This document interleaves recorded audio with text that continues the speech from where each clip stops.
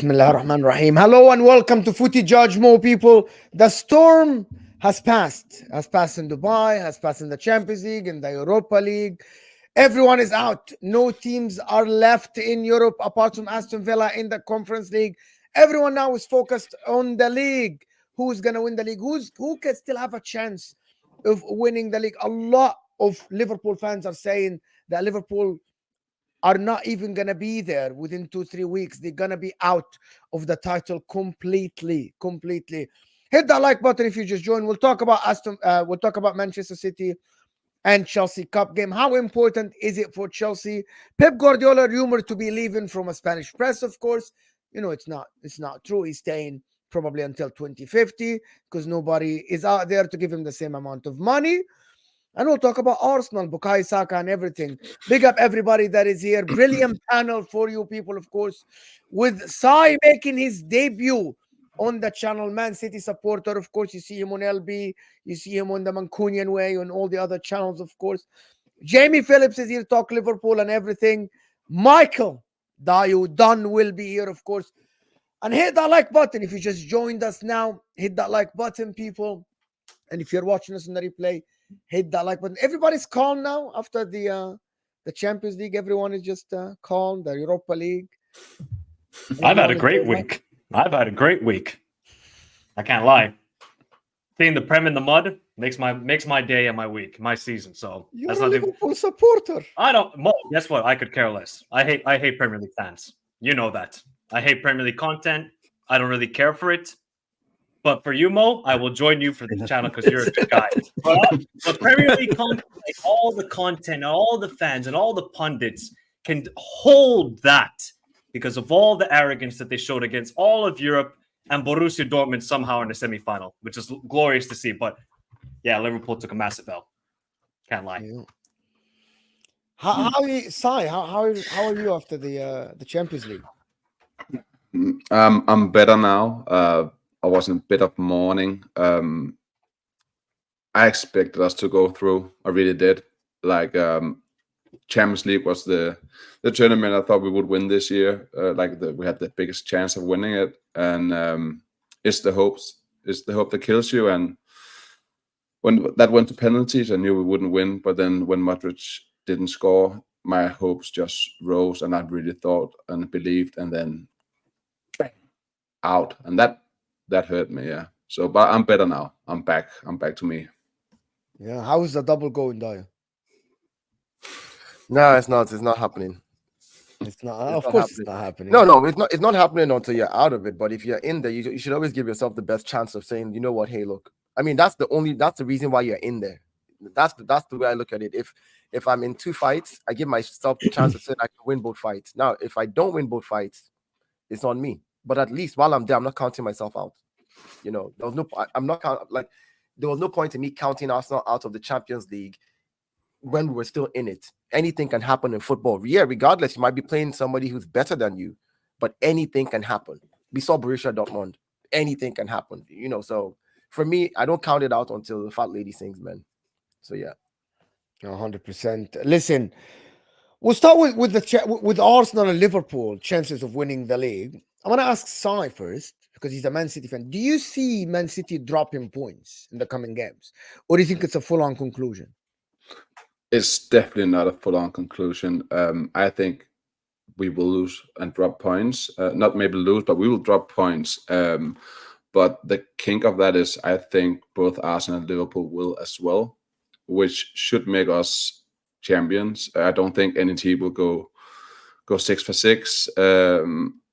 We have 4 out of the 6 remaining games away from home, and it's just been a funny season. Like I still think it's for all to grab, but we are heavy favorites, and we should win from here. Yeah. To be honest with you, I don't see Arsenal and Liverpool winning the league. I'll be very surprised. I've heard some people saying that Liverpool won't even win against Fulham this weekend. Might happen. Is anybody seen that happening at all? Like, okay, okay. I can live in a world right now where Liverpool struggle to get beat Fulham. Yeah, we haven't scored an open play goal we haven't scored from open play now in like, is it 4 games? Five In games. Sheffield, yeah. Yeah, so we can't score open play goals.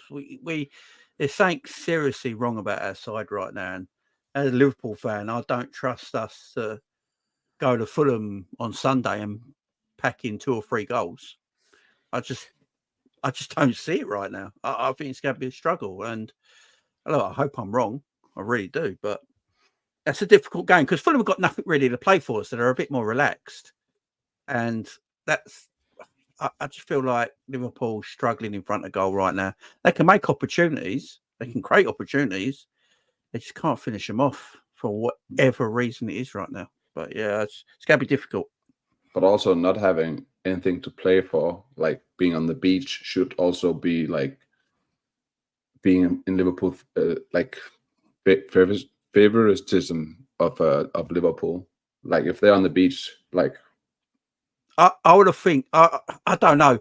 Like I'm not sure with this Liverpool team. I used to say I'd rather play a team that has something to play for, because that means they'd have to attack us and go for us and all that sort of thing, and then we can play the counter attack, which we're good at. But we're not good at anything at the moment. So I'm not sure. It's going to be a strange weekend because I don't think the Arsenal game's that easy either for them. This Liverpool game, Fulham's not easy either. And obviously City have got this break because they've got the FA Cup. So it's going to be a very strange weekend. We could be sitting at a weekend where Man City beat Chelsea in the FA Cup and Arsenal and Liverpool both drop points. And City are still the winners, even though they didn't play. could happen. I don't know what happened to Liverpool in the recent weeks. I think all the flaws are now, like, you see it. Do you know what I mean? Like the flaws of like the forward line is not scoring goals.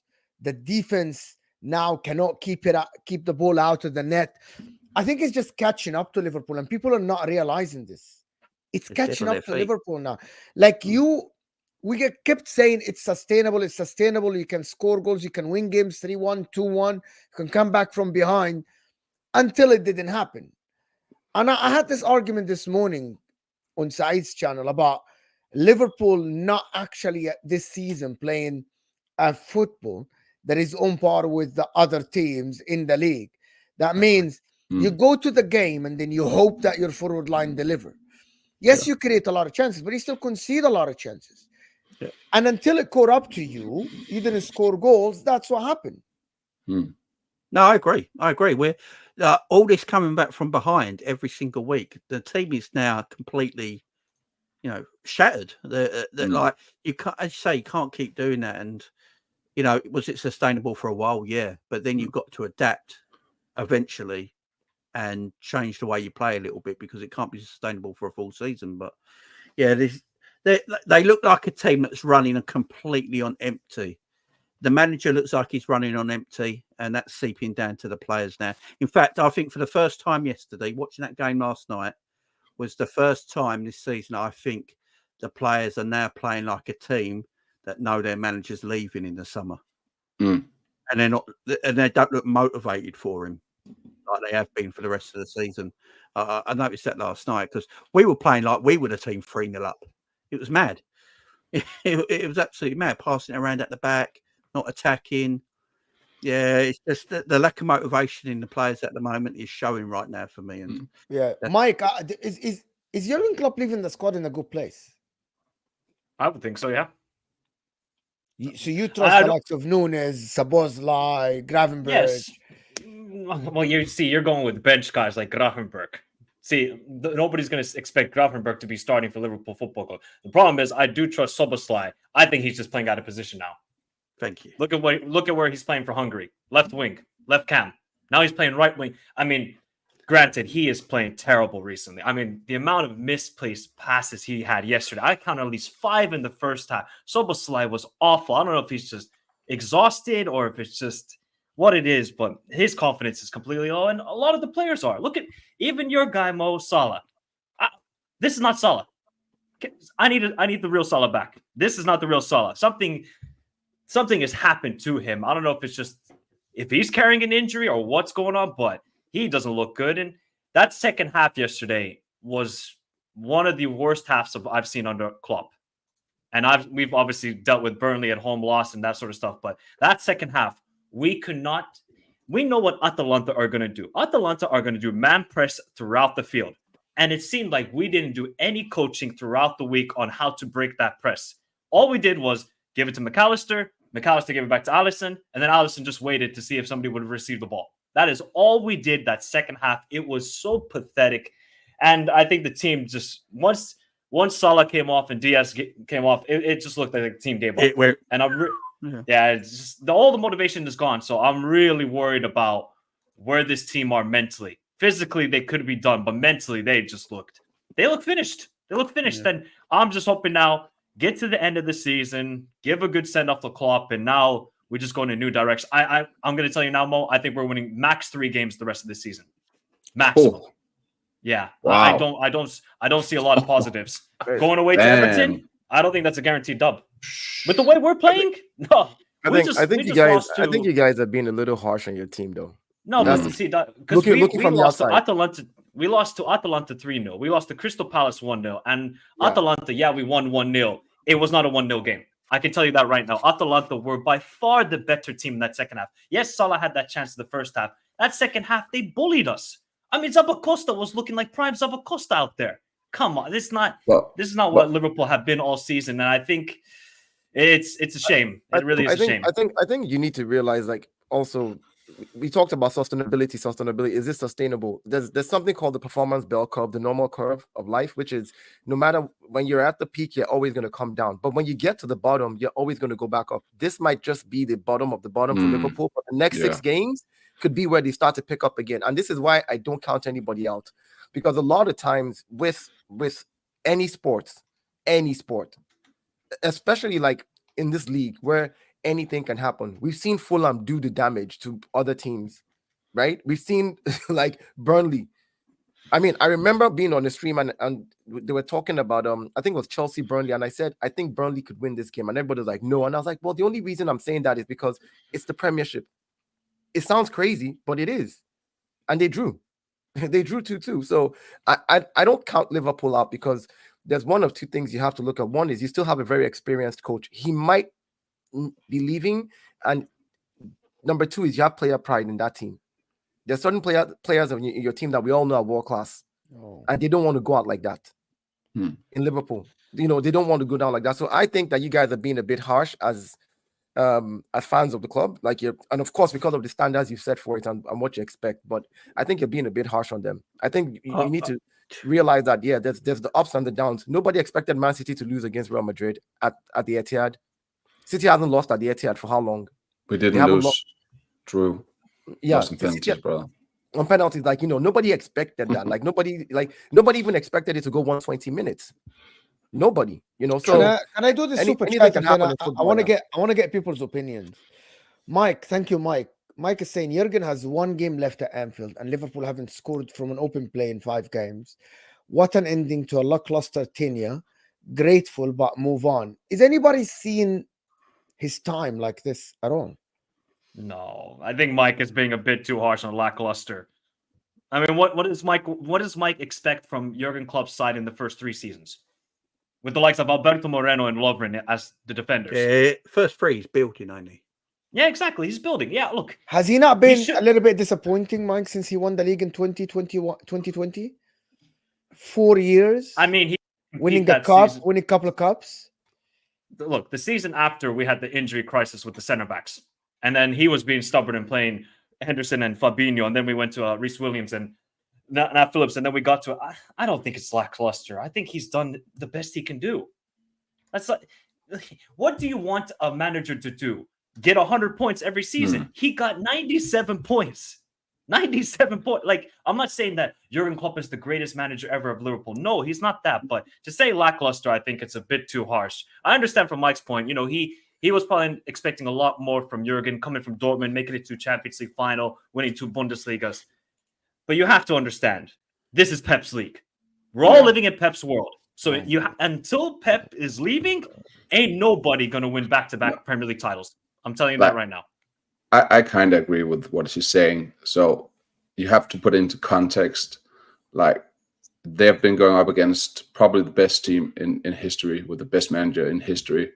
Like, there will be conversations about this when Pep's leave, like 5 out of 6, and the points tally they've come up with is very admirable. So I think it's about context, but you can make arguments for both sides when it comes down to it. But it is about context.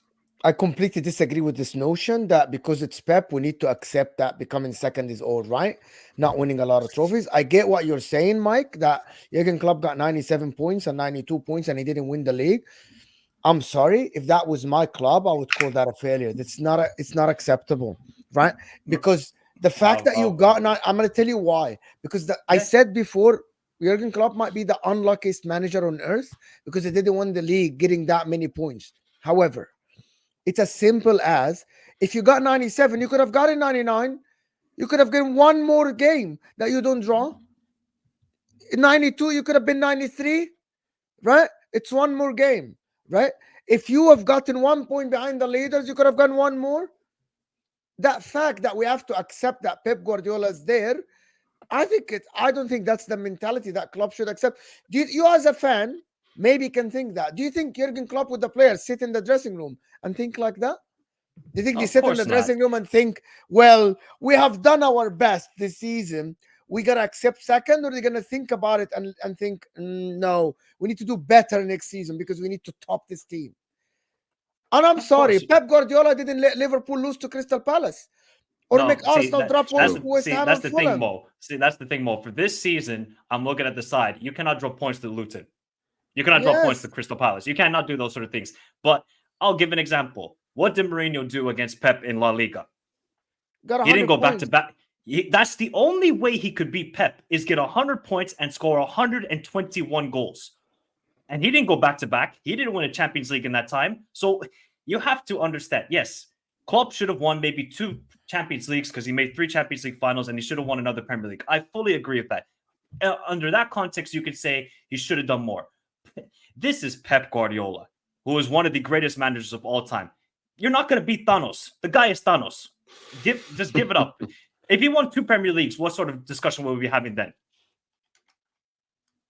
I think context is key, and you're right. Like, this is Mo. I hear what you're saying. Like, if you got 97, you can get 98. If you get so let's say you go in the season and you get 99, and then somebody else gets 100. So you're like, next season you're like, all right, I have to get 101 then. Like, that's how you can only get better. It's only by going through that experience. And it's crazy that we're having this conversation about one team that has dominated this long. Now, have they set the bar high? Yes, they have. They've really set the bar high. And for anybody else to be able to achieve and surpass that bar, you're going to have to either do what they're doing and do one more better than them. So I understand where he's coming from when he says it's Pep's world. But at the same time, that's not an excuse for our teams. I personally, I look at Arsenal, like, I talk with Chest about Arsenal everywhere. Everybody's always clipping me and saying, and I still don't care, because I expect that my team should still be able to go on and win. That's what I expect from them. Will they be able to do it? I don't know. That's not on me. My voice does not change what they do on the pitch. But I believe that they have the capacity and this, and what it takes to be able to go out there. Do you think you overrate your team a bit, Dio? I feel like you overrate your team. You overrate your team a lot, don't you? Do I think I overrate my team? What do you mean by overrate my team? No, I'm telling you that you overrate your team. How? Explain. I don't think your players are as good as what you make them out to be, mate. I think you had a very good season last year.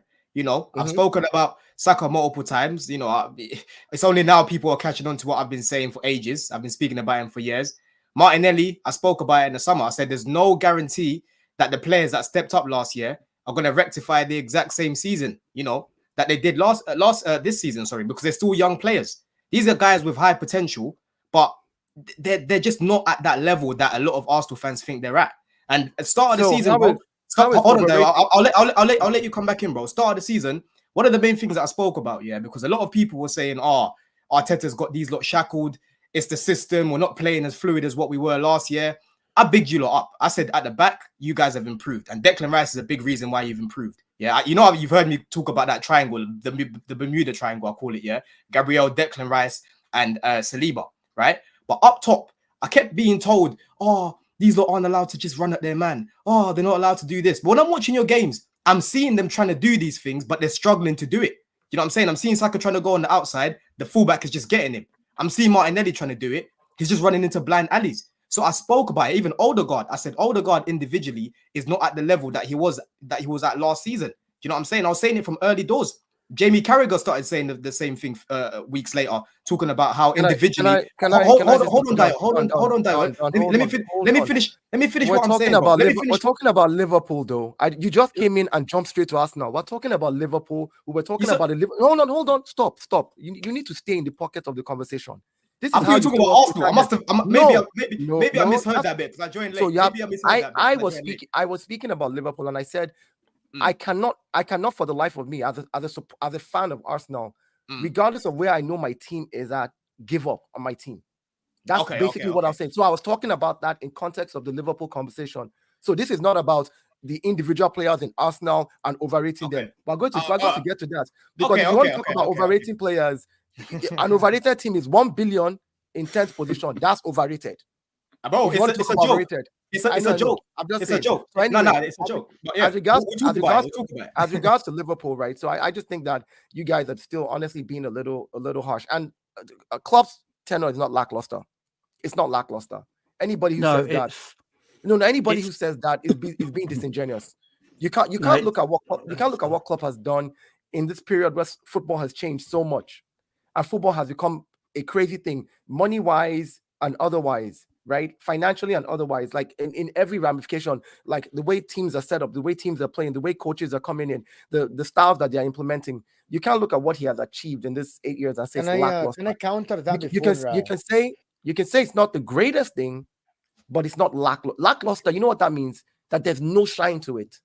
Like, how can you say that? What? Sorry, what was the question? Sorry, Don. I want to counter this before you go on, Don. I'm sorry. Before I know that me and Jamie spoke about this many times. It depends how you look at it, right? It depends how you look at your team. For Liverpool fans, because they haven't seen a lot of success in their lifetime, this is the best they have seen. So for them, this is amazing.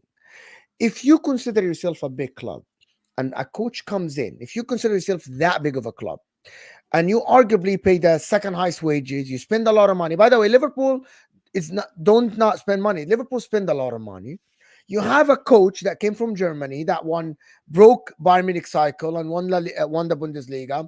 Very good coach. And he wins one league title and I'm not going to say the Champions League, by the way, because Real Madrid set the bar high by winning 3 Champions Leagues, right? But winning the Champions League once is good. Alex Ferguson won 2 Champions Leagues in 20-something years. But I'm talking about the league. To win 3 cups and win 1 league title in 9 years as tenure.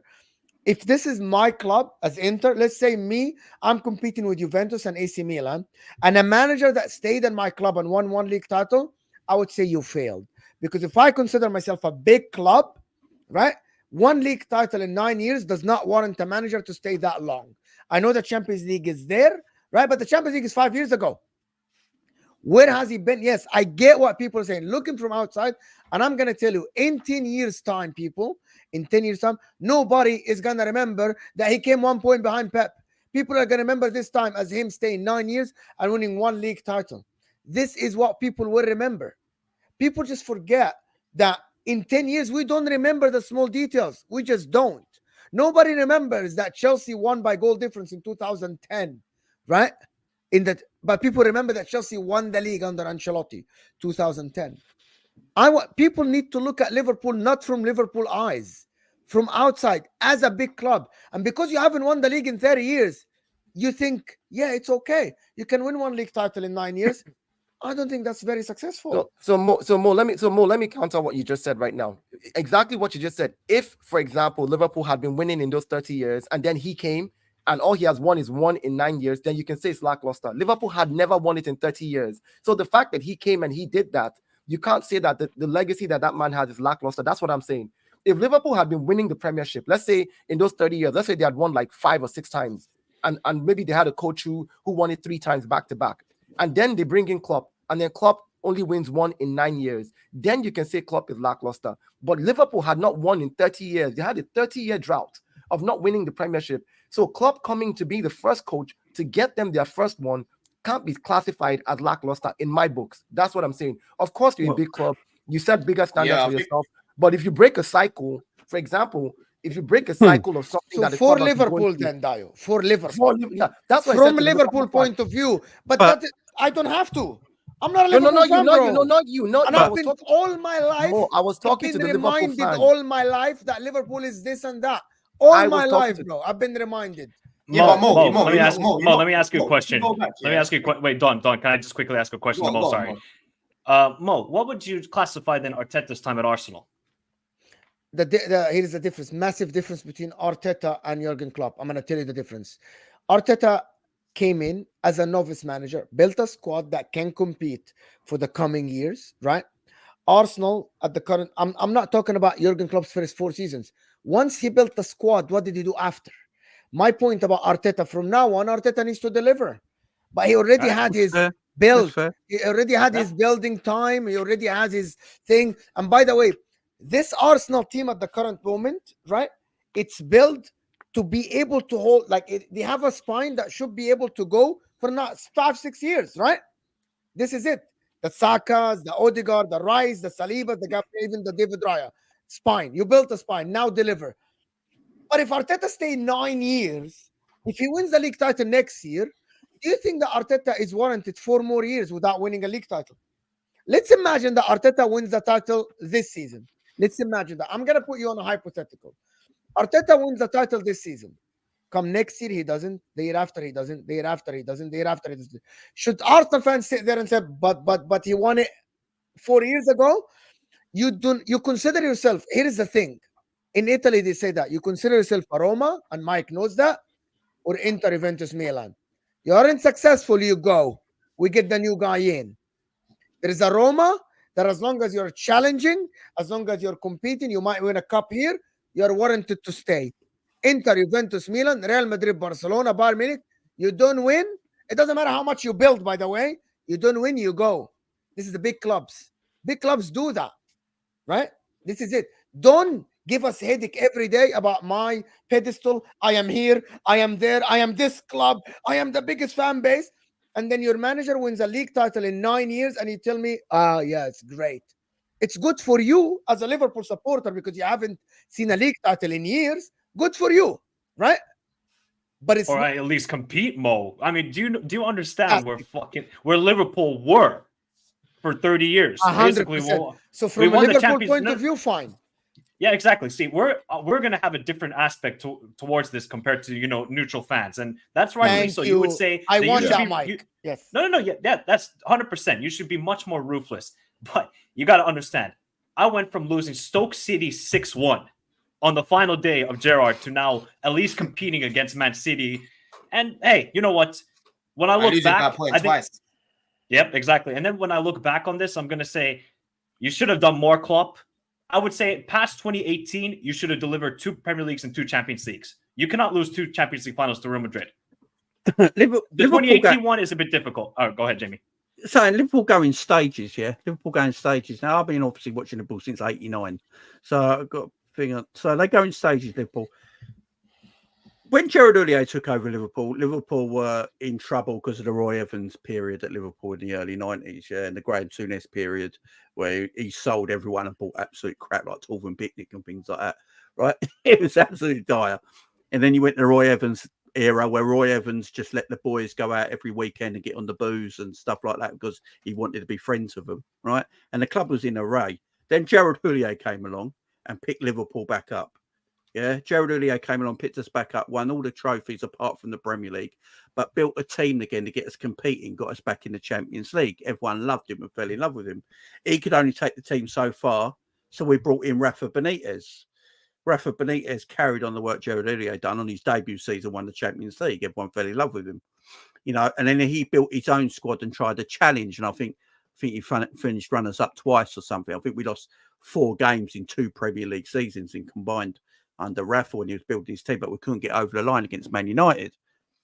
And then it went down again after Rafa left, and then Klopp sort of did what Gerard Houllier did back in the early 2000s, is picked the team up again from where they were, this failing side, picked them back up again and started winning trophies and getting his team back to where they should be. And now, for me, Klopp's gone as far as he can. And now we need another person to come in and carry on the work that Jurgen Klopp has left behind. But it's important for us to learn from previous mistakes and previous other managers from where we've gone and do the work that Klopp's left behind and carry on that into a different direction. And that's the important thing for Liverpool going forward. Who thinks, and I want to get Sai, Don, and Dio, who thinks Liverpool are now in better place than Arsenal as a team right now? Yeah. Who's in like, if you're a manager, and I asked this on Saeed's show this morning, if you're a manager now, Jurgen Klopp is leaving, Arteta's leaving, and you're a manager at the current moment, both are going to give you the same budget in the summer. Who would you rather take on? Arsenal or Liverpool? Which club would you rather go to? I would probably go to Arsenal. Yeah, same. I think that that team is what is better now and very exciting, very cohesive, and they are on upward trajectory. Yeah, where Liverpool is maybe beginning to go down the slope, and going on after Klopp will be a massive thing. I don't think anyone really likes to go after Klopp, be the guy just after Klopp, probably be the guy after Klopp. So yeah, I would definitely go Arsenal. I think they're in a better place right now. Yeah, no, I definitely would say Arsenal as well. They've got a lot of players that are yet to hit their prime, but are still obviously good players, good enough to play in the league. I think Arsenal just have a few holes that they need to fix. Obviously Arteta, he ruined it by signing Havertz. That was a backward step for me, and I spoke about it a lot in the summer when they went and signed him. But yeah, man, if I was a manager looking at both, I think Liverpool, there's a few players there like Diaz. You know, he's not old, but he's not young. He ain't got that much end product. He's not really going to improve in comparison to what we've seen. Martinelli can improve massively. Saka, I think he can still improve as much as I get onto him. Odegaard, again, it's a player that I think can become world class. So just looking at the players that Arsenal have, I think they've got a lot more players that have got more potential, man. They just need to fill in a few more holes here and there. But yeah, I would probably say Arsenal for this one. For me, I would pick Arsenal just because the spine of Liverpool, especially Van Dijk and Mohamed Salah, 32 and 32 years old. And these are mad. I actually believe the main factor in Liverpool's success is Virgil van Dijk, and we've seen it when he got injured. People think it's anybody else. It's Virgil van Dijk. He allowed the team to play the way they played. Anyway, listen, Liverpool. Anyone see Liverpool winning the league from here? Anyone? No. I think they're the least likely Favorites. to do it. No, least likely to do it. Yeah. Is that Everyone just can because do of it. what happened before? It's just harder. It's just harder for them. That's what it is right now. But I don't put any. Look, I don't say this because I'm trying to make Liverpool fans feel good or whatever. The truth is, I don't put anything past this team. Yeah, they're looking bad now, but yeah, it's football, Fine man. margins. Fine margins. It's fine margins. Look, all it takes in one game is that spark to come back on. They win that one game somehow, some way, and all of a sudden they can go on to win the remaining 5. And all it takes is for the other team to just crumble in the last second. Imagine a City draw where City was leading 1-0 at the end of the game, and in the 94th minute, the other team somehow gets a penalty, and City draw that game and drop points. That in itself, those little fine margins can destroy a lot of morale and boost some as well. So I'm not putting anything past anybody. City is in the driver's seat. Agreed, they're in the driver's seat. But by the time this weekend is over with the FA Cup that they're playing, and the other teams play, if Arsenal and Liverpool go on to win their games, by the time City comes back, even though they'll have a game in hand, I think a game or two in hand, by then the points will be, and that in itself is something to catch up to as players. And remember, City just got knocked out of the Champions League. Of course, their players are mentality monsters, but they're also human beings, regardless of how you look at it. Yeah, they might be mentality monsters, but they too have feelings as regards to being the favorite in that tournament and getting crashed out like that in penalties to Real Madrid that, obviously did their homework properly. Play like Burnley, man. Yeah, it doesn't matter. It's a win. It's a knockout tournament. 100%, That's what I tell people. 100%. It's a knockout tournament. You're not in the league here where you're trying to accumulate points. This is where you go. If you need to go and play dark side evil Diego Simeone Mourinho mixture of football to win your game, do it. It's a knockout tournament. I don't understand how anybody in their right mind would go into a knockout tournament and then try to be, let me just show our skill set and how good we are. I don't care. Just go in there, win at home, draw away, come back home. Focus on the league 2012, points. 2021 Chelsea. That's the answer. That's it. Champions That's the answer. Who gives a shit how Chelsea played? At the end, 2 Champions League trophies. There's massive rumours. There's massive rumours going around right now that Liverpool are looking at Mourinho to be the next manager. Mourinho? No way. Really? Yeah. Jamie, you might as well right take Poch off my hands, bro. He likes transitional football, man. Honestly, bro. Yeah, I think that- he would, that they style wanna- of play that No, Poch I wants to actually do- believe genuinely that Zerbi is going to be the manager now. They want to get rid If of Amorim doesn't go, I think it's going to be. I don't think Amorim's going to go. I think Amorim stays at Sport. Nah, leave De Zerbi for us, No, man. he's leaving. Why Really? isn't he leaving? Yeah, Why he's isn't he leaving. leaving? Yeah. He's going to win the league. What else is he going to prove there? He wants a new challenge after that. Yeah, so he's Amorim going is to leaving, go but Liverpool. I believe Amorim might go to Barcelona. That's what I believe is might happen. No, he's not going to go to Barcelona. They Probably already contacted him. They're probably going to go for Hansi Flick or Barca. Really? Yep. Well, we'll see how it goes. Anyway, but I'm not sure what that is. Before we go on to the Man City and Chelsea thing, this new thing that is going on between Arsenal players overrated, Don, and all the stuff, all the talk about the Arsenal players overrated. We weren't seeing that. We weren't saying that when they were top of the league. Nobody was saying that when they were delivering. And even Bukayo Saka that you talk about, even though he's not performing well, he's still putting up numbers. And that's a sign of a good player. Good players, even when they don't play well. Look at the difference between him and Martinelli. When Martinelli isn't playing well, it's nothing. You get nothing out of the guy, right? But Saka isn't playing well, but he's still putting up numbers. But before you go on, I wanted just to get this.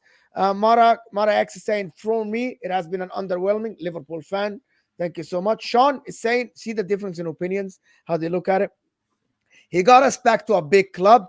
Post-club, expect more.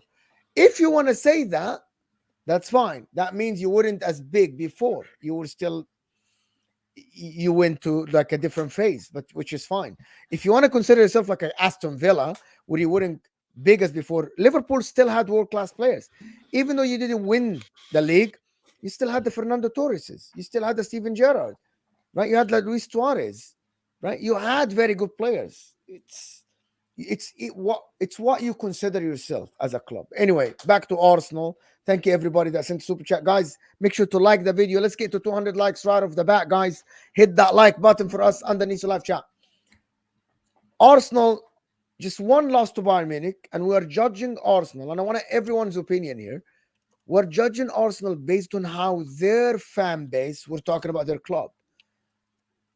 But we told them so. You, Don, told them that be aware of Bayern. Bayern have experience. I watched you in the top 6. But then when they lost, you bantered them. Yeah, listen, Mo, of course I'm going to be shameless on Twitter. But listen, when I spoke to all my boys about it, you know, when I spoke to people on stream about it, it wasn't a surprising result because I spoke about it before the game. I said, I think Bayern Munich are going to win the game. I think it's going to be a little bit too much. I think there's going to be a little bit of a mental block even from Arsenal. But to be fair, they actually played a little bit better than what I expected because I thought maybe these guys will be quite nervous, but they didn't really play like they were nervous. If you remember the game when they played Porto, both games, they looked quite nervous. But in this game, they just looked like a team that was void of ideas, man. In that final third, there wasn't really any clear patterns up there. I know it was quite tight in the midfield. You know, real tactical battle between Arteta and Tuchel. Even Musiala was struggling to get on the ball much. You know, so everything had to go wide. But then their wide players, they didn't turn up. You know, Saka didn't turn up. Martinelli didn't turn up. Havertz was even on the pitch. Do you know what I'm saying? So, yeah, man, it was a little bit too much for these guys because, like I've said, they're still little boys in this competition. Do you know what I mean? They still need a little bit more experience. They still need someone clinical up there. They need, like I said, they need to do some work in the summer to get to the next stage where they need to get to. But like I said, I predicted Bayern would win this game. Even though Bayern were depleted, I still said they're going to win. I just thought experience would prevail in the end, man. And Thomas Tuchel as well. It wasn't like an embarrassing performance from Arsenal. Like it wasn't an embarrassing performance. It wasn't like that. But again, it was just a bit, you know, I didn't really feel like any moment that they were going to score, you know. It just kind of felt like a chess game kind of thing, you know. Same here. I didn't feel like Arsenal would have scored a goal in this game. Yeah, he had a couple of chances in the first half. In the second half, completely were dominated. And talking about the players, players at Arsenal. What Arsenal players you think that can hit the highs? Which players you're looking at? I think you guys, they can be game winners. Game winners is just like bringing them a trophy in the next couple of years. Yes. I think the back line is really good. I like Gabriel and Saliba, and I think that partnership will be essential for them winning trophies. I like the signing of Declan Rice as well. I do think they need something else in midfield to help him with Odegaard, which I think is a great player and have so much talent to still like evolve. Saka is good. I do think he's a bit overhyped, but he's young as well and can get so much better. But that's about it. I think the rest of that, there's room for improvement, either other players or just natural improvement, like personal improvement. They just don't have that guy. Like, you know, like, even it's ironic for me to say this, yeah, but they had a guy in Sanchez. Yeah, if they had Sanchez in this team right now, they would win a lot more games because he was a game winner. Yeah, that's the guy that you just give the ball to. Don't matter what structure he's in, he can play in chaos. Do you know what I'm saying? You get players like that. Cole Palmer, for example, he's playing in chaos right now because our team's chaotic. It's ping pong football, but he's so good that he just gets on with what he needs to do. Hazard used to do the same thing as well. Yeah. He used to just play in chaos, right? They've got too many players that are too stuck into a system, right? And for me, I've always said Martinelli is the dangerous one. He's the one that I look at and he scares me. He looks like a Liverpool player because he's quick on the transition. He'll run at your man and whatnot. But this season, I'm looking at a player that's very low on confidence. You know, I'm looking at a player that's not trying to, trying to take on his man as much as what he used to because he's not believing in himself. Because again, down to confidence. Do you know what I'm saying? So again, they need someone that can actually win. Yeah, they need like a match winner. You know, looking around in the market right now, the market's a bit dead, isn't it? It is a bit dead. I think getting a striker will be a step in the right direction. But Arsenal, some of these players, they still need to step up, man. Because I'll be real. Do you think if Cole Palmer was at Arsenal, they would have been better? Like he would have performed. Yeah. 100%, bro. You can't tell me without Cole Palmer they don't play better. Of course they do. I want to speak on Martinelli this season, and I think unless you, of course, as a rival fan, you don't do the in-depth research and ask questions about the club and follow your player to the T. You just watch from the outside the performances, and I understand all of that. He's carried a knock from the very beginning of the season. He's literally been in and out of something consistently this season, unlike last season where he was fit. And now, of course, every player plays with some type of knock or the other. No player is ever 100% fit. Every player plays with something, whatever it is. But he's had something. Like beginning of the season, we saw him. He didn't play for a little while. He was in and out, in and out. The last one was a cut. How deep that cut was, how bad it is, nobody's saying. So the thing is, you can look at a player and say low on confidence. Maybe it's just self-preservation at this point, because you know that you can get hurt even more. So it might not be confidence as you say, because of course that's why I said the first thing I said is I understand that from looking from the outside as a rival fan, you just be like, oh, there's low on confidence, he's not playing well, boom. But being a fan that can actually sit down and say, why is Martinelli not playing? What's going on with him? Oh, he's got this injury. Oh, he's got this knock. That's why he's only playing 15 minutes now. This is the reason why Arteta is managing him this way. Same thing with Jesus. Same thing with Partey. Partey is fit right now, but the reason they're not playing him that much is he looks lethargic. Arsenal played a closed door with, I think it was Watford recently. I'm sure you didn't know that and you didn't watch it, but I went out to go and get the video clips to watch it. Partey looked lethargic. I'm not throwing him in the main game. All I'm saying is there's context to why players, like, it's a different thing when you can tell when the player is demoralized and lacks confidence, and you can be like, this guy, get him out the club, like, you know, that type of. But there's also when you know that there's something going on that just needs to be tweaked. And I get that. Dale, you make some good points. You make some fair points. Like, you know, injuries will affect a player's game. Like, everyone knows this, right? But for me, I think it's deeper than that with Martinelli. Because as much as I think he's quite direct, I think he's quite limited in his game, bro. You know, quite similar to Rashford in a way where if they're not running, if like Mo said earlier, like if they're not driving past their players, driving past the opposition, don't really offer much else. Like his end product isn't the greatest. You know, I look at Saka, he's got a better end product than him. But Martinelli's game overall it's a little bit too limited, bro. And maybe now players have worked him out. Do you know what I'm saying? Oppositions have worked him out because he's very one-dimensional. You know, you could look at it from that point of view as well. And like I've said, I do think that confidence is playing a big part in Martinelli. Just even looking at his body language, bro. Yeah, looking at how he's playing right now, he just doesn't look like a guy that is enjoying his football at the minute. And one thing about Arsenal as well, you lot love to play on the right. You don't like to use your left, bro. Yeah, you don't like to use your left. The left have been okay. So you have to realize again, looking at the team, the left was literally, we changed. Granit Xhaka was out. We brought in Kai Havertz. Martinelli up front. We changed our left back as well from Zinchenko to somebody else. So our whole left side was changed. It would take time for them to gel. The whole left was useless, which is why we started playing on the right. So that's what I'm saying. Like, you can look at it from a rival point of view and be like, oh, why don't they use the left? They've got Martinelli there, they've got this there. But we know, like, when we had our left, when we were playing inverted left back last season, where we had Zinchenko and we had Granit Xhaka and we had Martinelli, where those three gelled easily. We saw how well Arsenal played on the left. So when you change those, so that's something, when you change those kind of things, which is why I said context is not, people will call it excuses, but this is fact. Like, you're literally looking at a whole change left side. And unless there's some miracle that Arteta can do, which nonsense, I don't think he can. But if there's some miracle, snap your finger and make them gel. We saw the same thing. We saw the same thing with Liverpool's midfield. They changed the entire thing. There was a lot of noise about Szoboszlai and all these guys. But look at it. When the cohesion was no longer there, boom. We can say the same for Haaland. Last season, even though he's the highest goal scorer this season, he's underperformed what he did last season. So is he low on confidence, or is he low on injury, or what? He asked to be taken out in the game. Yes, he looked. That's where. Listen, these are not excuses. These are just pure facts that we can look at and say, you know, this is what is going on right here. But let's go back. Let's go back a little bit then. That's where you got to look at the manager, because again, you've still got a big hole at left centre mid. You got rid of Xhaka, who had a good relationship with Martinelli. He helped him, helped him better his game. He, helped again make sure that he's quite effective in the game. But then he went and signed Kai Havertz to play that role. And obviously he clocked that it didn't work, and he's put him back up top in the same position that your fan base said that we misprofiled him in. You've put him back there up top. Do you know what I'm saying? So right now you've still got a big hole there. If you go get a profile, hold on, Dio. If you go get, he scored 9 goals, 5 assists so far. I mean, and he's not really. Anybody here think Havertz has been a success at Arsenal for the money? Anyone? Hold on, Dio. Let me land my point, because I don't want to like divert and go into Havertz. I'm speaking about Martinelli. What I'm saying is, for example, if you go and get like a Lucas Paqueta and you play him left centre mid, I do think that it'll help Martinelli. Looking at it objectively, right? I do think it will help Martinelli. So, what do you think that you need to do to help Martinelli? Because he's not going anywhere, and this is a guy that obviously has good. I rate Martinelli. I think he's got good potential, to get to a decent level in football. So what do you need to do to help him? Because right now you're just saying, "Oh, we've changed this and we've changed that," but you're not actually giving any problem. You're not solving any problems. No.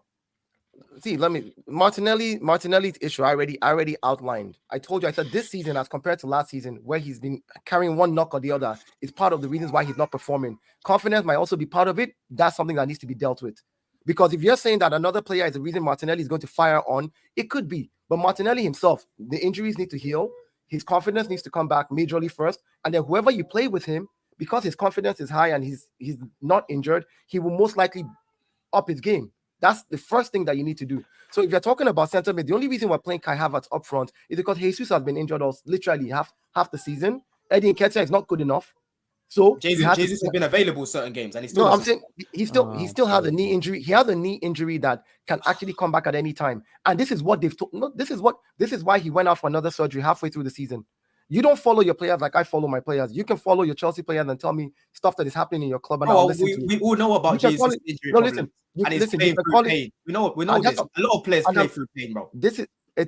A manager can only work with what he has. So if you have players that are out and you need to reshuffle players and put them in certain places and can still win a game, then you're doing a good job. Nice, guys. I have to move on from the Martinelli situation because I don't think, to be honest with you, I actually don't think Martinelli is relevant at all to Arsenal. At all, by the way.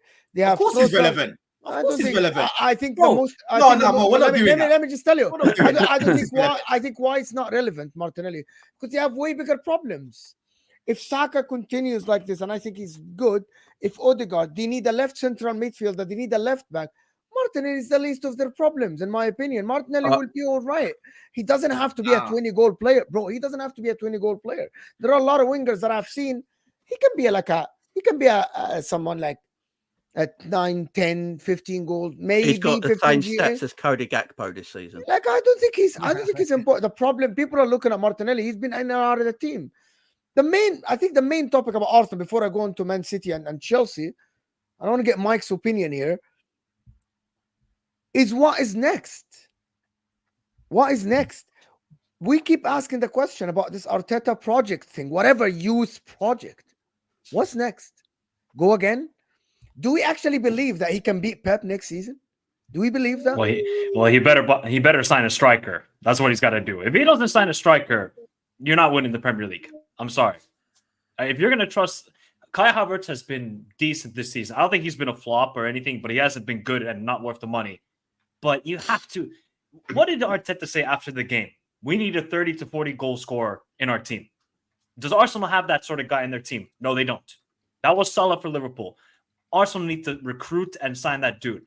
Now, I can give you a couple of names of who that could be, but these are fine margins if you're Arsenal. You're getting there. You're getting there. Now it's just about how do you go over the mountaintop? How do you reach it and reach the peak?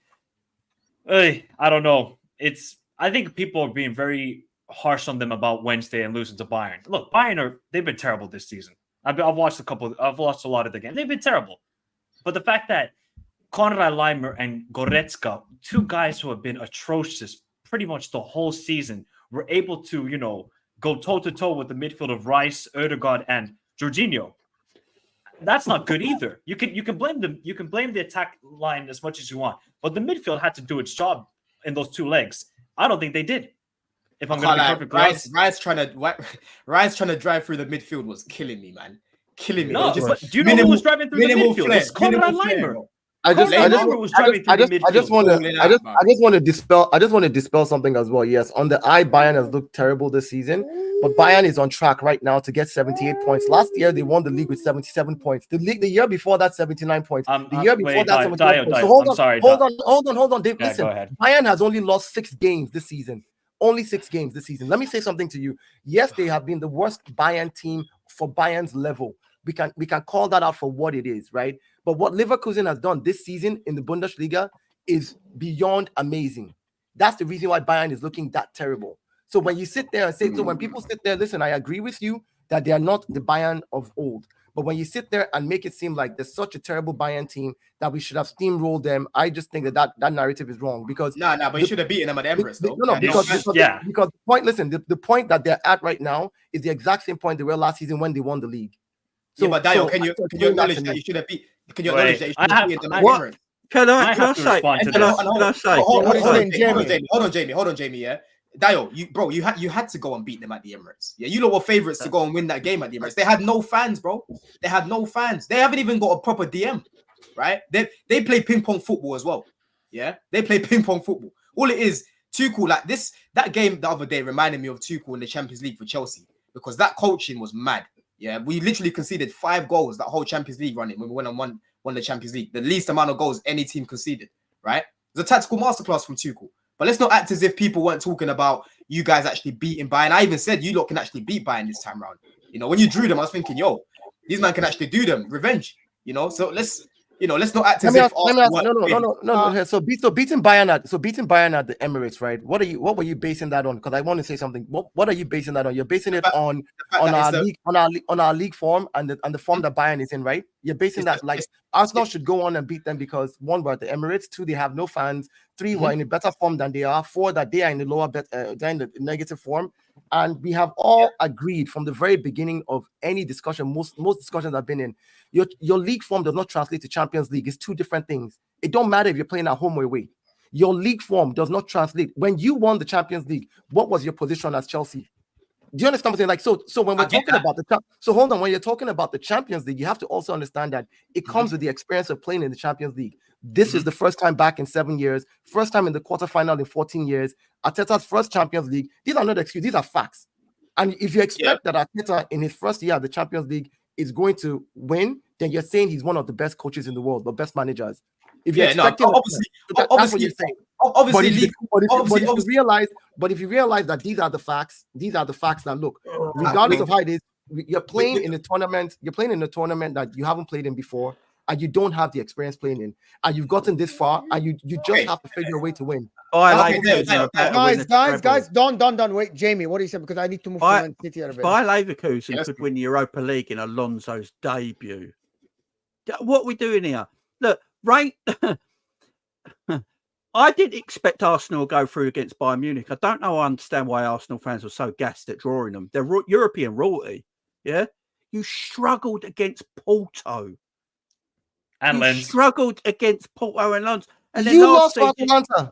You lost to Atalanta. Look, what are you saying? That's exactly what I'm saying. That's not what I'm saying. That's not what I'm saying. That's not what I'm saying. Guys, stop. That's not what I'm saying. That has nothing to do with it. That's not what I'm saying. That's not what I'm saying. Plus, Liverpool European royalty, so it don't matter. That was a barrister, bruv. He's a barrister. They call me a lawyer. This is the real lawyer right here.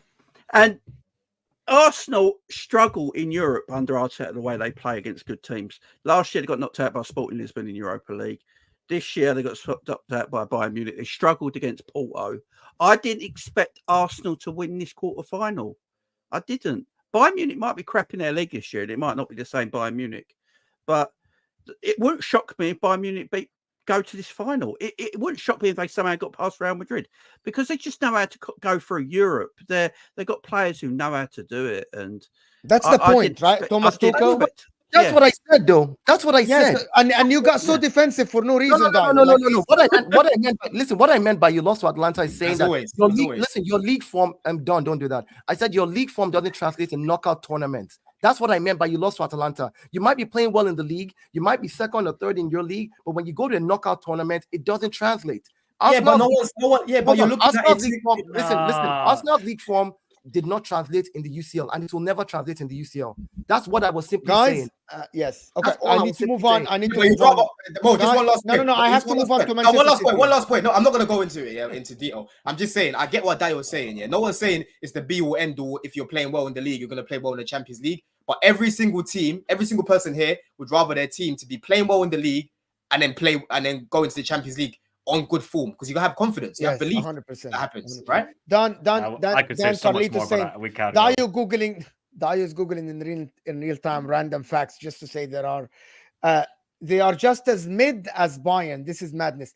No, Dio said everything that are facts, and we said it before that Arsenal are still babies in the Champions League. Manchester City, very, very disappointing night against Real Madrid. Sai. Yeah, you might should have you expected to win. You were playing the second leg at home. Yeah, I think it could have been a chance to win a treble. You're going to the Chelsea game. How do you see yourself against a Chelsea team that you haven't won against this season? Well, first of all, I never thought we would win the treble again. I always said throughout the season we would probably lose at some point in the FA Cup. But I had strong beliefs that we would do both the Champions League and the Premier League again.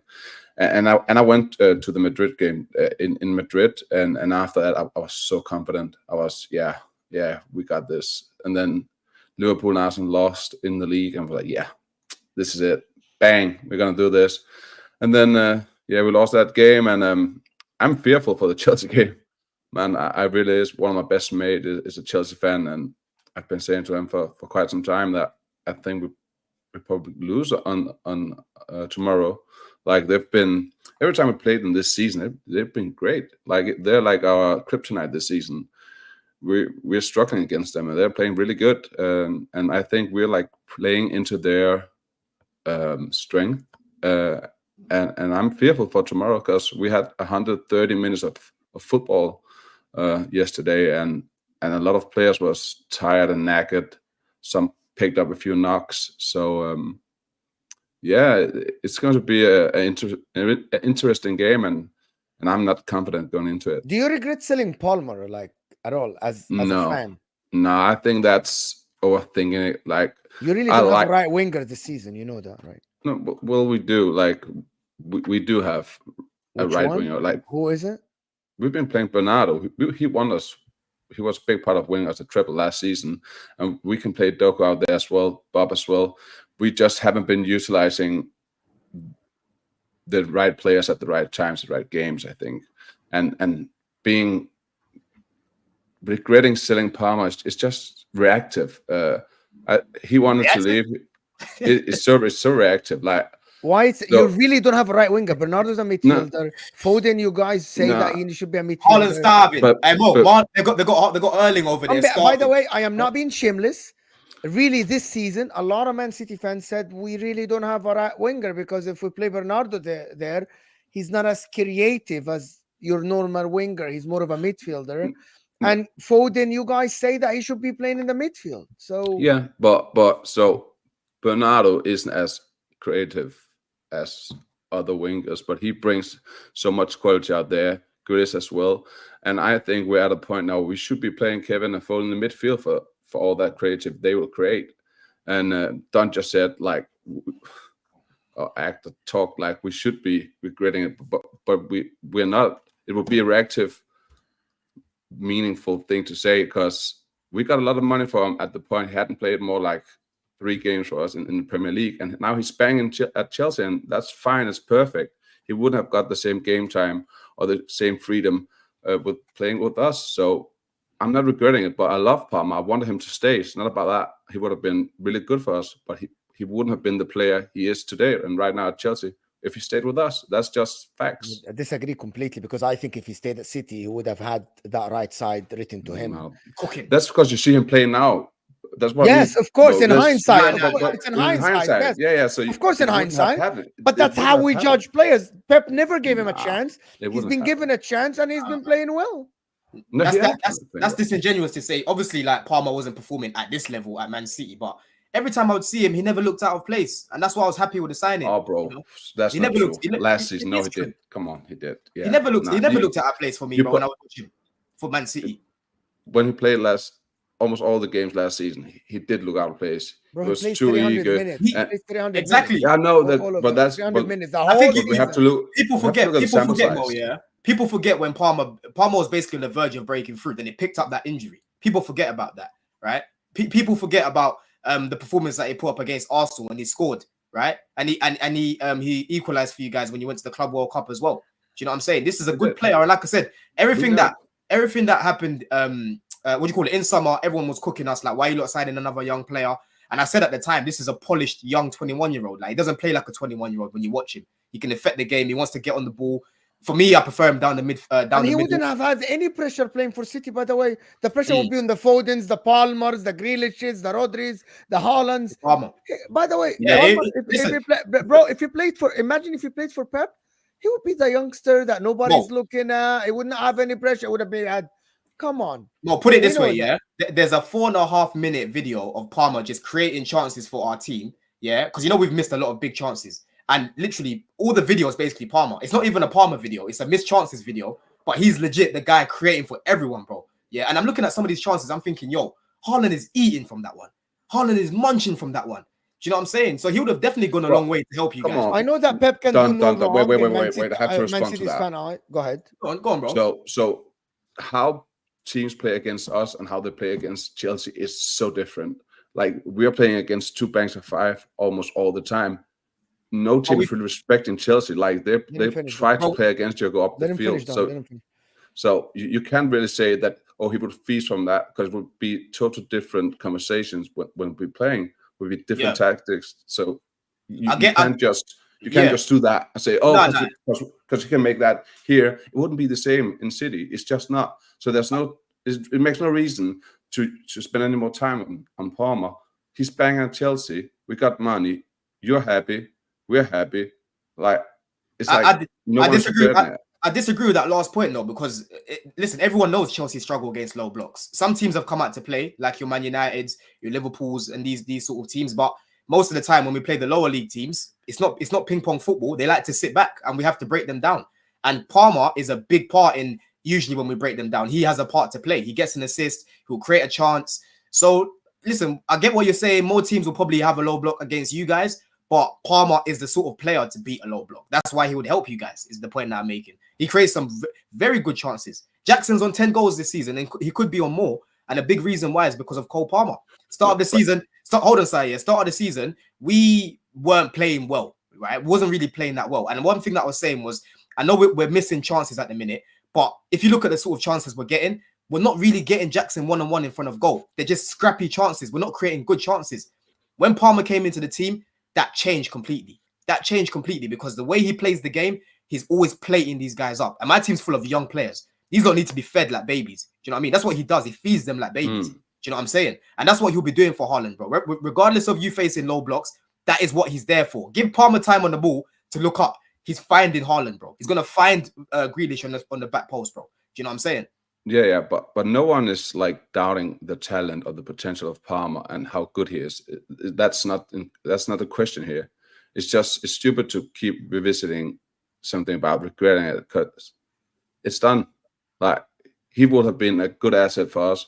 Like, we always wanted him. He was the next Mahrez, and Mahrez left, and he didn't want to stay. He wanted guaranteed minutes. We couldn't give him that, so he chose to leave. So that's, I mean, yeah, like, done.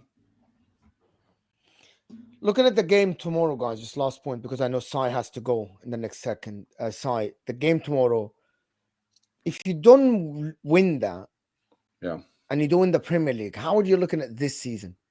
If we don't win, yes. I would definitely be disappointed from this point on. Definitely. When we won the treble, just right after, I thought naturally there would be a drop off in performance and hunger and all that. And I think we have dealt great with it. Like, that's one of the strength of City. Like, we just keep on going. But from here on, if we win either, very disappointed. That would be a failure. It would, Pep out then.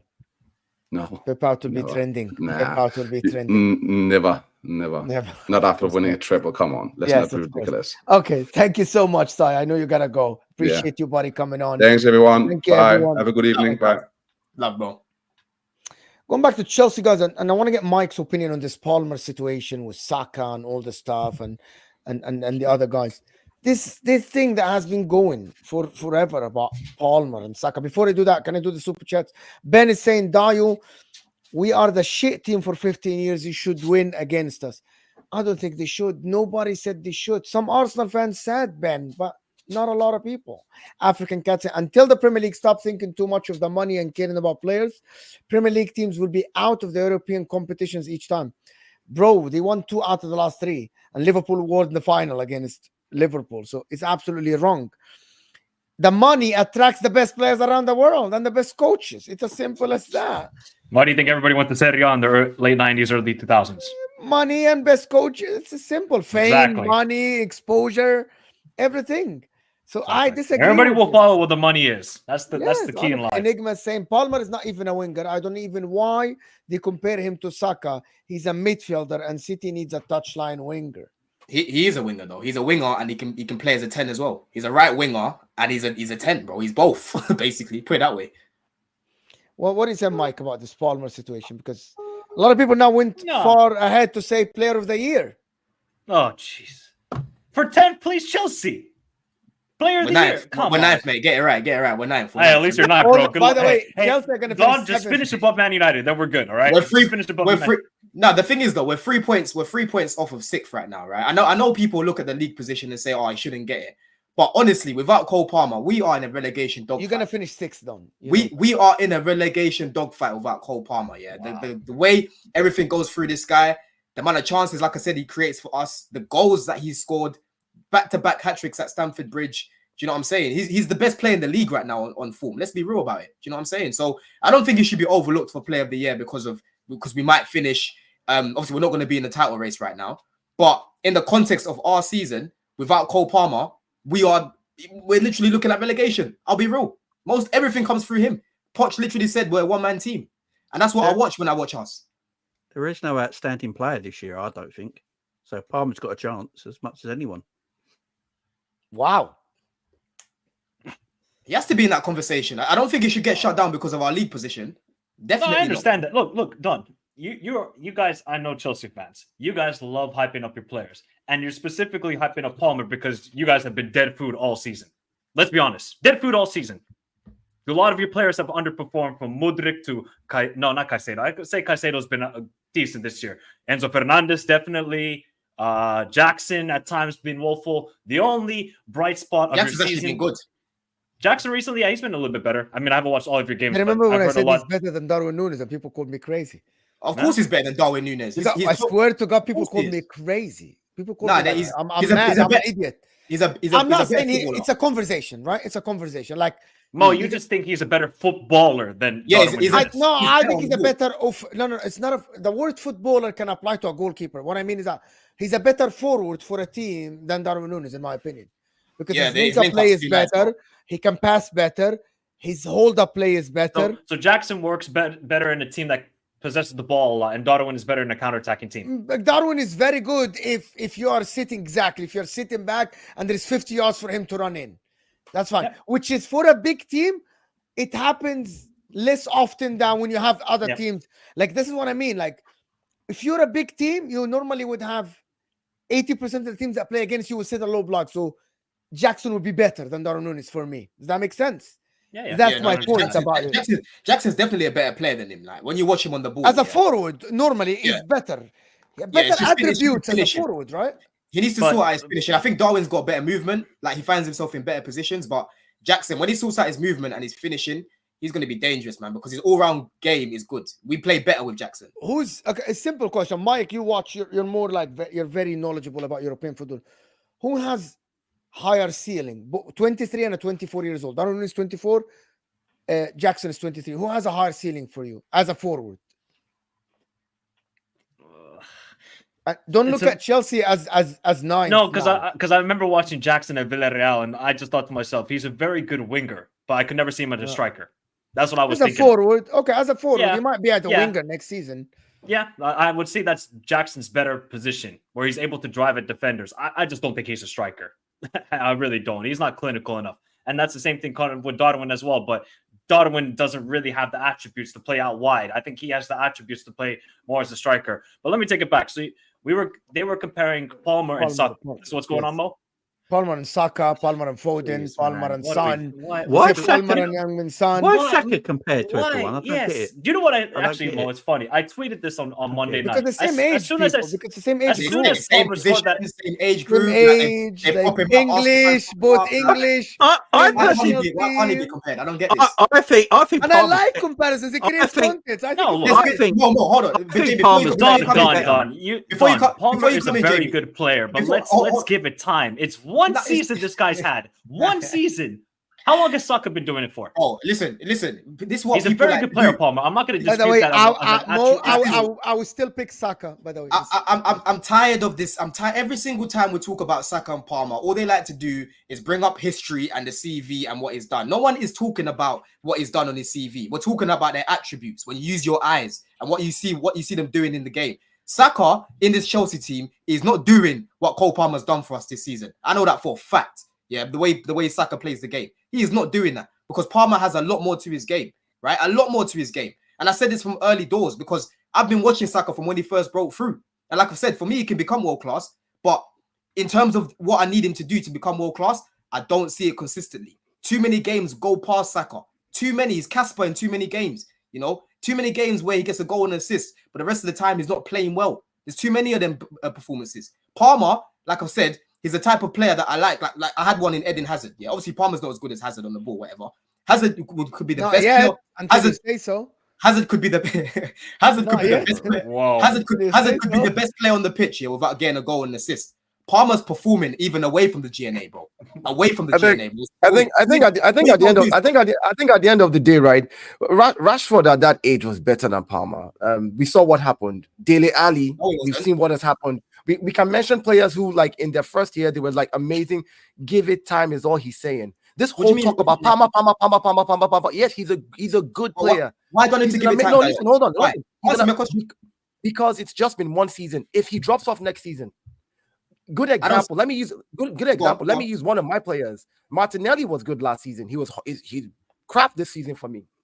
So if I had limited. Hold on. Sorry, no, that's not the point. Hear what I'm saying. Martinelli was. You see, you do this all the time, Don. You don't listen to understand. You listen to respond. Understand what I'm saying. No, you don't understand what I'm saying about Palmer. You don't understand what I'm saying. So don't try to flip it on me. You clearly don't understand. You clearly don't understand. Martinelli was good last season. He's crap this season, right? if I had said last season, Martinelli, yeah, player of the year, great player, because of what he did last season, it'll be stupid of me to say that.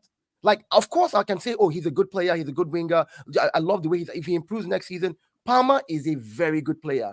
But to sit here and take this spread of time and say, because of what you have seen, this is how he's going to be for the rest of, you don't know what happens next season. If he has an injury and he's out for a year,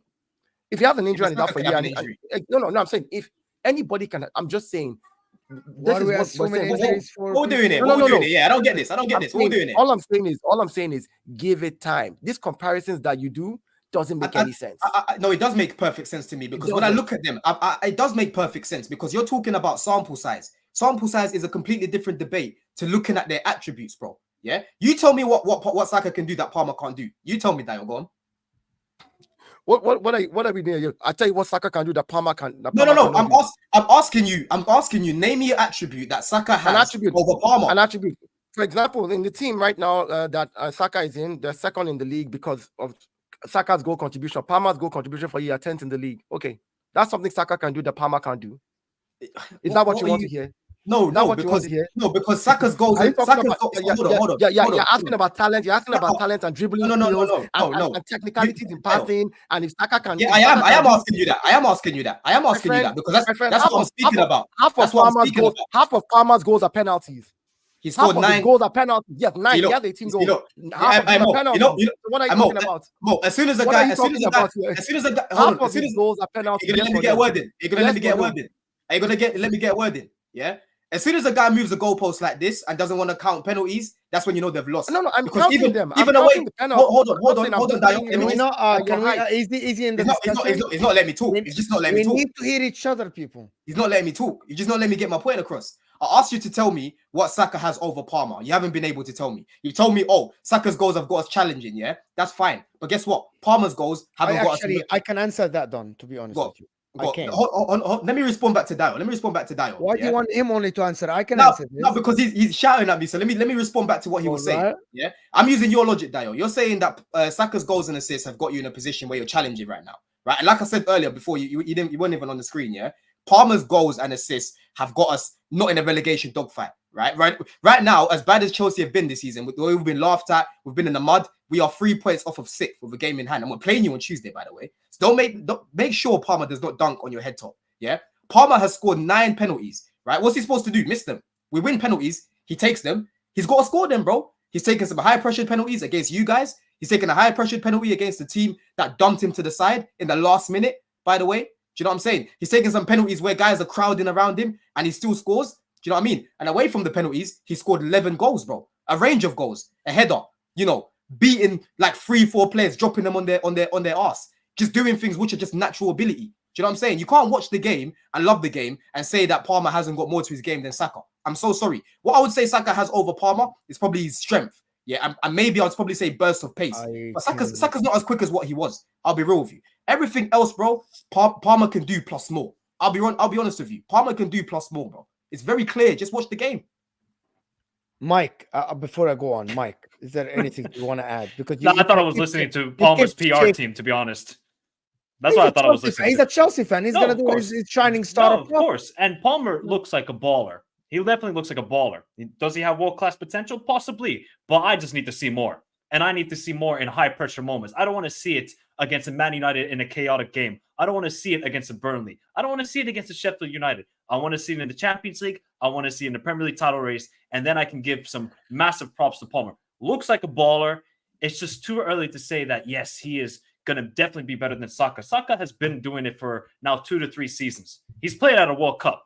Doing what? What's he done in his crunch time? Let me ask you this. Don, people overrate this. Wait. So what's the potential of Saka then, in your opinion?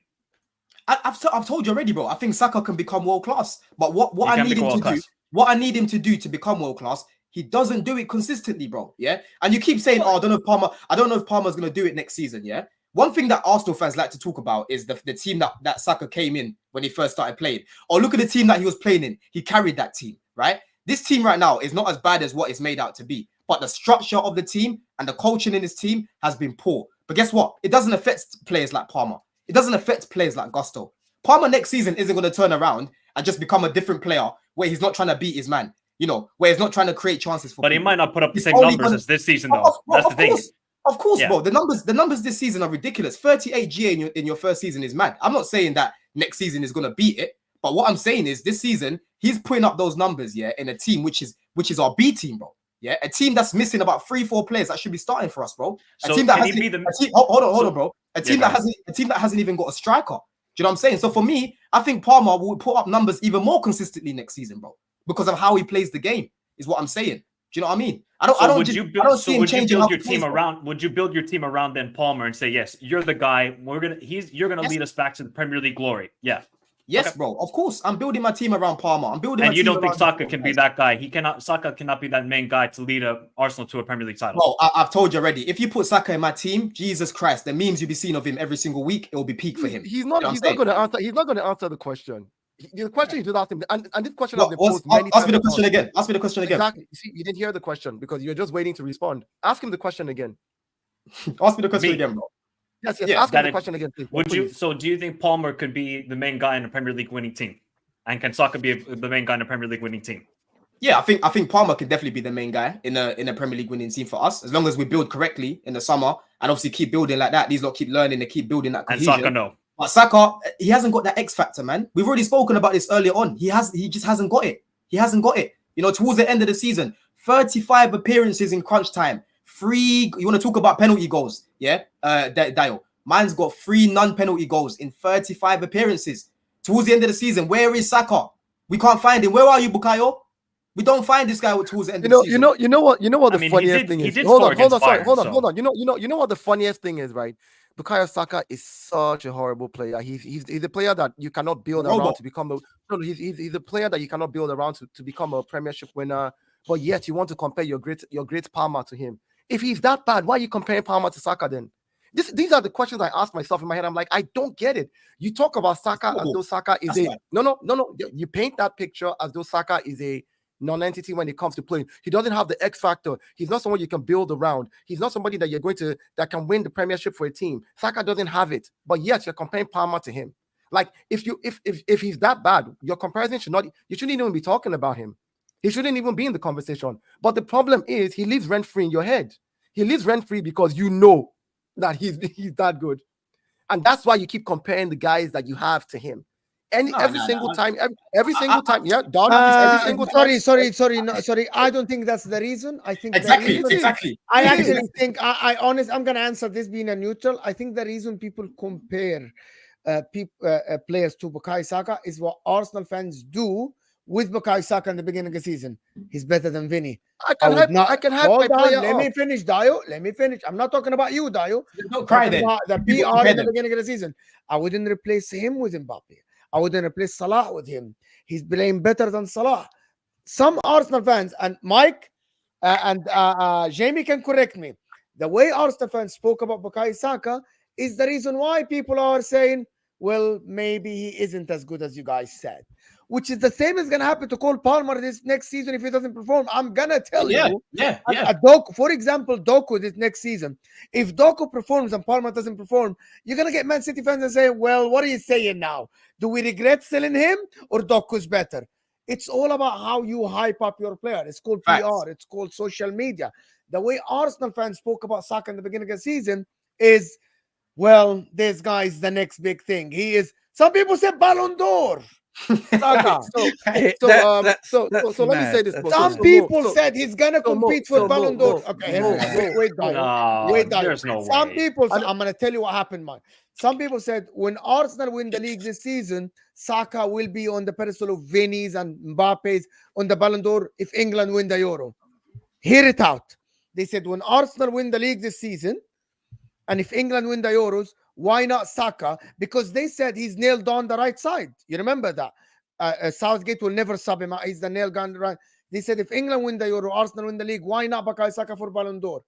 That was the talk. So when he you know why that talk came up? Do you know why that talk came up? Why? Because explain to us. Tell us why this came up. And I'll tell you why.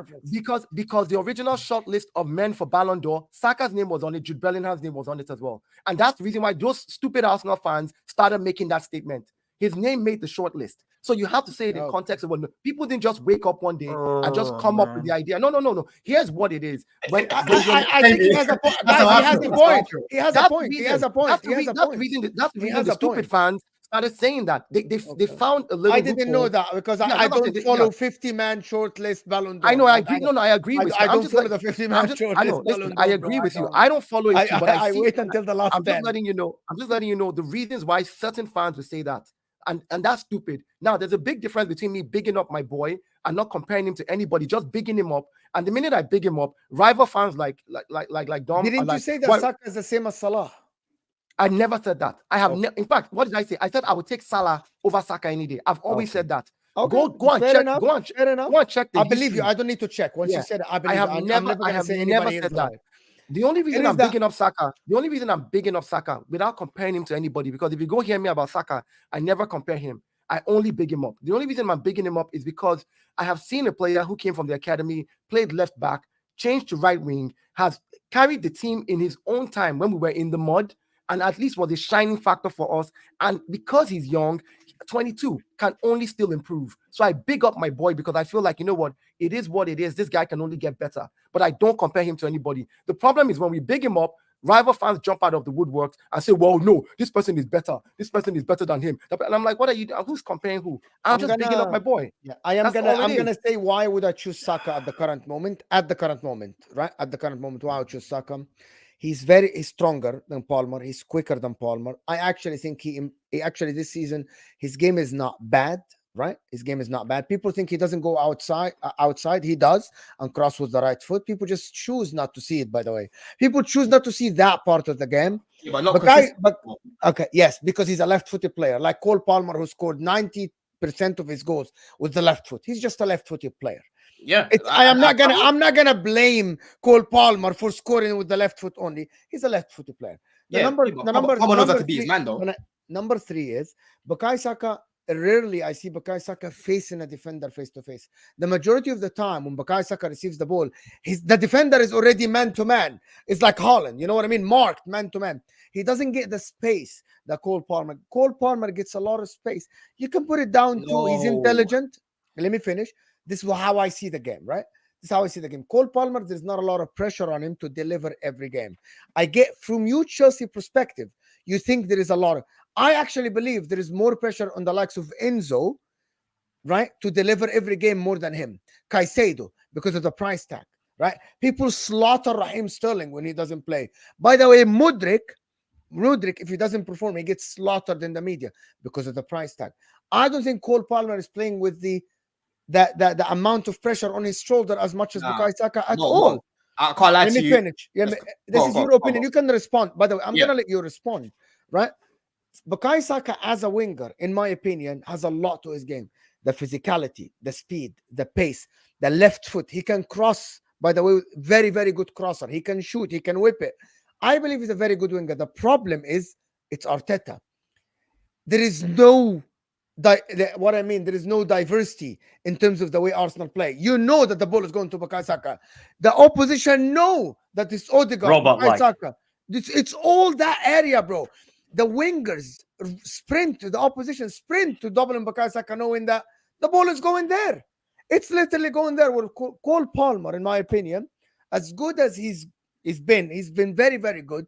But I want to see more from him when he's under pressure. When teams are marking him man to man the whole game. That doesn't happen often. Players do mark him, bro. Players do mark him man to man, and he gets out of it, bro. I've seen him get out of so many tight situations, bro. You know, and you're saying about pressure. Bro, there's a lot of pressure on our players to perform.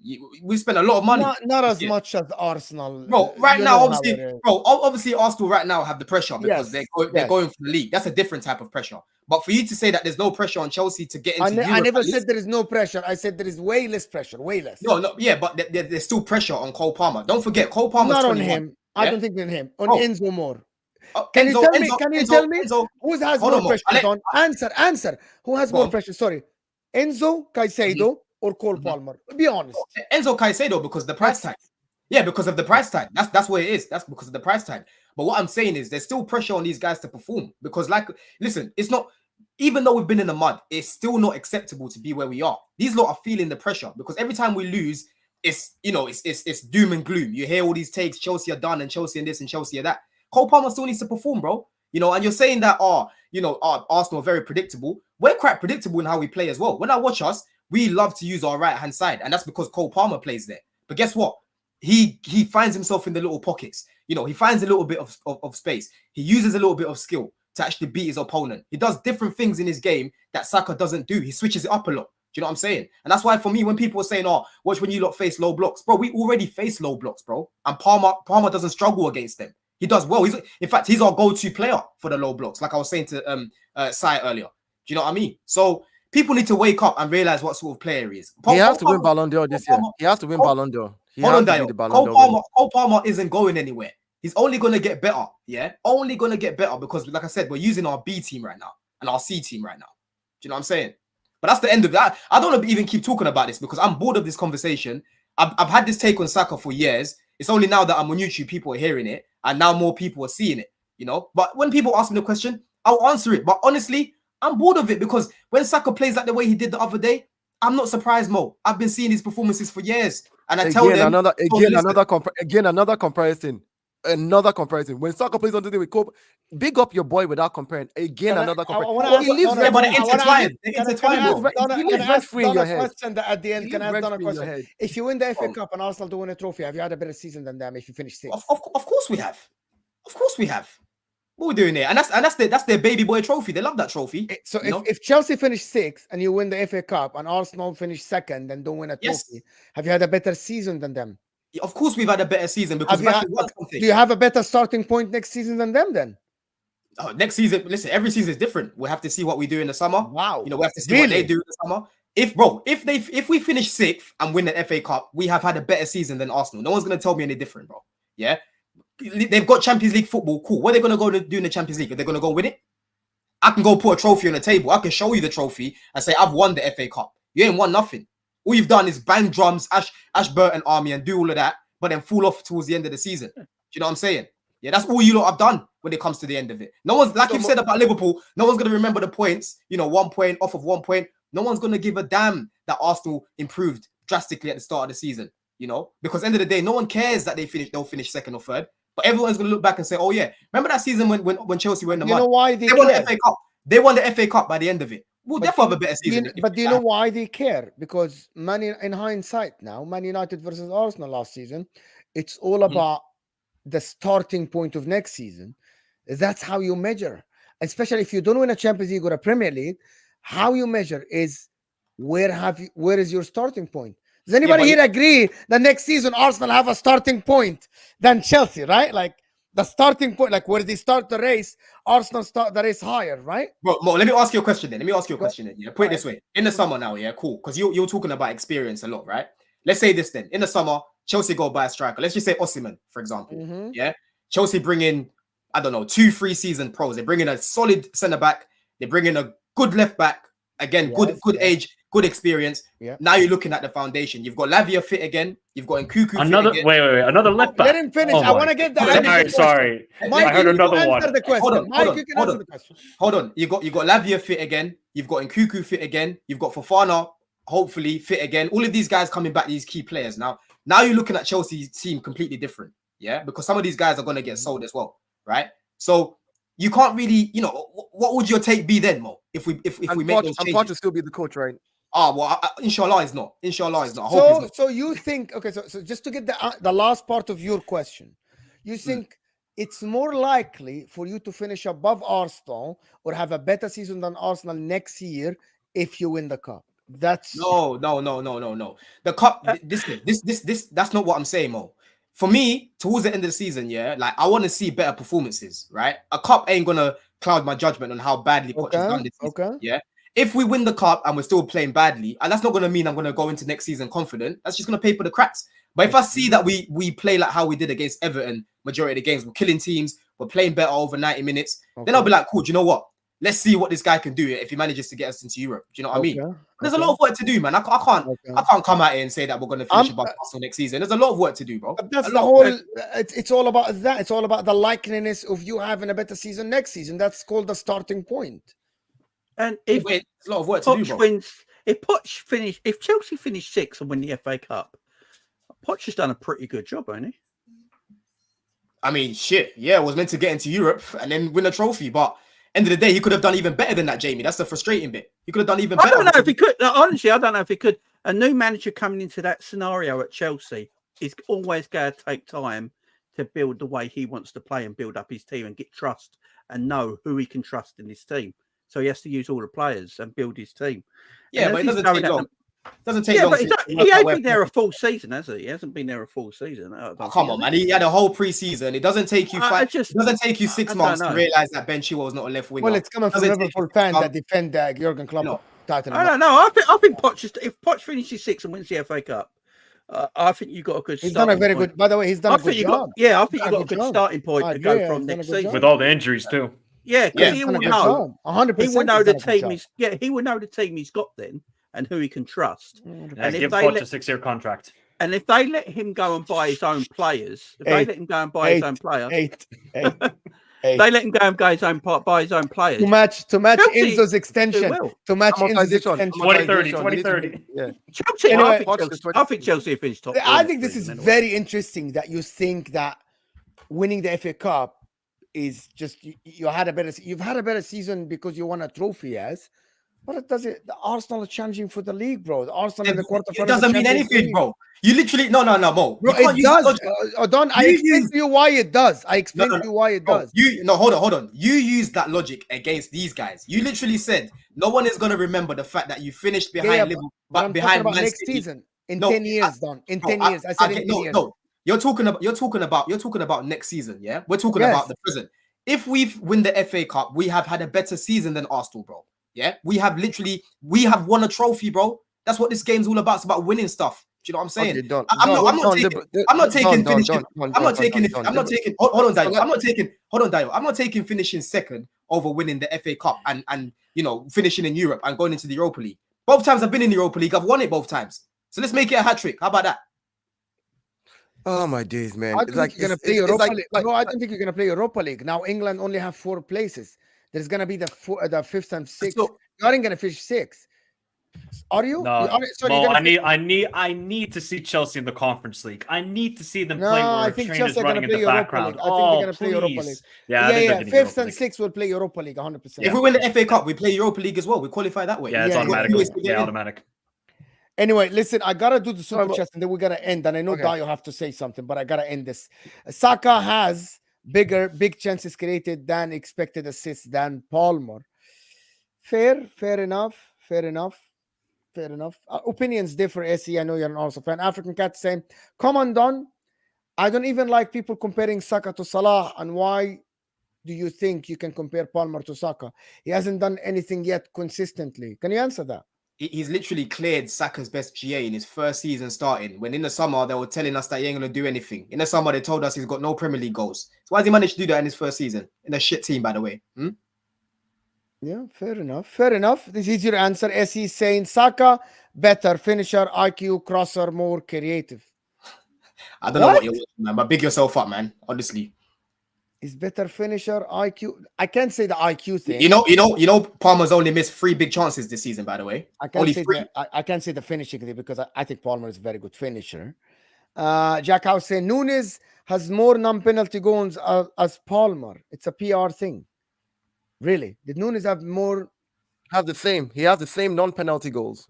Darwin Nunes. Yeah, but penalties are part of the game. This I don't know. Of course, I'm gonna give you guys something. The reason why Darwin Nunes doesn't take penalties because he's not good at penalties, but Palmer is good, which is a skill. Of course.